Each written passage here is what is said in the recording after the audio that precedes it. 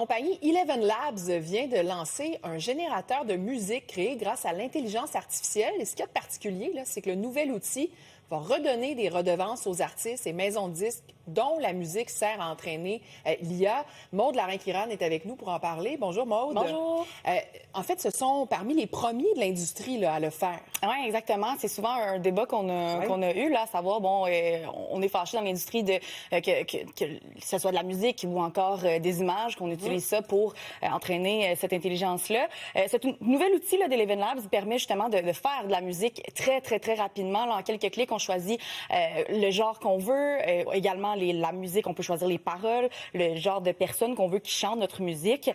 L'outil permet d'y créer la chanson parfaite pour chaque moment. Là, on voit mes petits tests que j'ai faits hier parce que je voulais voir à quel point c'était rapide. Puis on sait, l'intelligence artificielle est meilleure de fois en fois, là, avec les mois qui passent. Je vous laisse entendre ce que ça a donné, mon petit test hier. Peut-être que ça fait longtemps que vous n'avez pas entendu ou que vous n'êtes pas au courant que certaines chansons que vous écoutez sont générées par l'intelligence artificielle. Ça, c'est 100% généré par l'intelligence artificielle. Je vous laisse entendre qu'est-ce que ça a donné. On s'est trouvé là au détour d'une ligne, deux âmes égarées enfin réunies. Grand amour tatoué dans nos destins, toi et moi pour la vie main dans la main.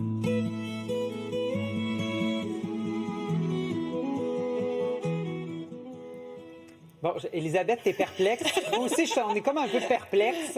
Dans ce contexte-là, j'ai oublié de mentionner, là, les commandes que j'ai faites, c'est une chanson country avec une relation amoureuse en été. Je me suis inspirée du beau temps, c'est ça que ça a donné. Là, j'ai vu vos visages. On sent pas l'émotion, en tout cas, dans l'interprétation. Le concept puis le résultat aussi. Le concept, souvent, c'est l'émotion qui est notée, là, qui est pas là, qui est manquante encore. Faut dire que j'ai fait ce résultat-là en quelques clics. Là, en 2 minutes, ça s'était terminé. Okay. Donc, avec un petit peu plus de travail, le résultat peut être franchement impressionnant. Mais ça reste que, côté droit d'auteur, on se pose des questions. Exactement. Bon, ce qui rend l'approche différente avec Eleven Labs, on en a parlé il y a quelques instants, c'est qu'on paye finalement les artistes pour entraîner la musique. Ils ont conclu un accord, entre autres, avec Merlin Network, qui s'occupe de maisons de disques indépendantes de grands noms. Là, on parle, entre autres, d'Adele, de Nirvana, Carly Rae Jepsen également, qui est représentée par eux. Et, eux autres sont très contents d'avoir ces redevances-là. Ils disent, le logiciel peut s'entraîner, il n'y a pas de problème. Nous, on a nos redevances. J'ai posé la question chez nous, au Québec, est-ce qu'on est heureux que, finalement, les artistes reçoivent de l'argent? Je vous laisse entendre la réponse.